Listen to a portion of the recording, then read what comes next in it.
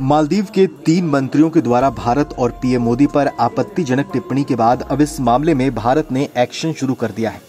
हालांकि मालदीव के मंत्रियों के भारत विरोधी बयान के पीछे की वजह का भी अब खुलासा हो गया है। दरअसल मौजूदा समय में मालदीव की सरकार चलाने वाले नेताओं और मंत्री चीनी साजिश में फंस गए हैं और चीन के इशारे पर ही वो ऐसे बयान दे रहे हैं। ध्यान देने वाली बात यह है कि मालदीव की सरकार ने पीएम मोदी के खिलाफ टिप्पणी करने वाले मंत्रियों को सस्पेंड तो जरूर कर दिया है, लेकिन उन्हें हटाया नहीं गया है।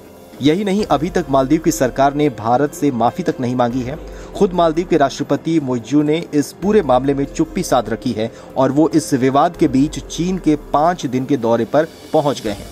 दरअसल मालदीव की वर्तमान मोइज़ू सरकार चीन के इशारे पर भारत और भारतीय सेना का विरोध करके ही सत्ता में आई है और कुछ रिपोर्ट में इस बात का भी खुलासा हुआ था कि मोइज़ू सरकार को भारत विरोधी गतिविधियों के लिए चीन की तरफ से फंडिंग की जा रही है।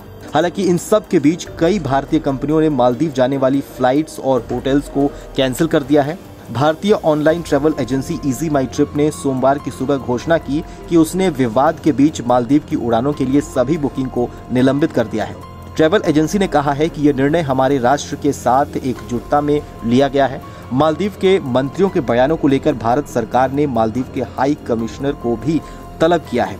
भारत सरकार के तलब किए जाने के बाद मालदीव के हाई कमिश्नर इब्राहिम साहिब आज भारतीय विदेश मंत्रालय पहुंचे। सफाई देने के कुछ देर बाद ही वो वहां से निकल गए।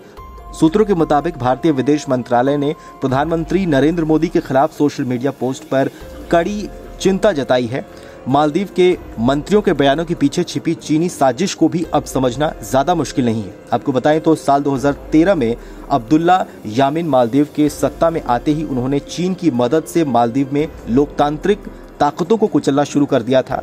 यही नहीं, यामीन ने भारत के खिलाफ भी जहर उगलना शुरू कर दिया था। भारत का विरोध करके यामीन ने मालदीव के अंदर राष्ट्रवादी भावनाओं को भड़काना शुरू कर दिया था। यामीन ने चीन की मदद से कई बड़े इंफ्रास्ट्रक्चर प्रोजेक्ट को भी शुरू किया था, जिसमें उन्होंने जमकर भ्रष्टाचार किया। हालांकि मालदीव के लिए भारत से अपने रिश्ते खराब करना भविष्य के लिए बेहद खतरनाक है। भारत मालदीव को इंफ्रास्ट्रक्चर, सैन्य से लेकर बड़ा आर्थिक मददगार भारत रहा है। टूरिज्म मालदीव की अर्थव्यवस्था के लिए सबसे बड़ा जरिया है और इसमें भी भारत का सबसे बड़ा योगदान है। साल 2018 की बात करें तो भारत से इतने ज्यादा सैलानी मालदीव पहुंचे थे कि भारत मालदीव में टूरिज्म आगमन का 5वां सबसे बड़ा सोर्स था। 2018 में मालदीव घूमने आने वाले कुल लोगों में 6% से ज्यादा लोग भारतीय थे।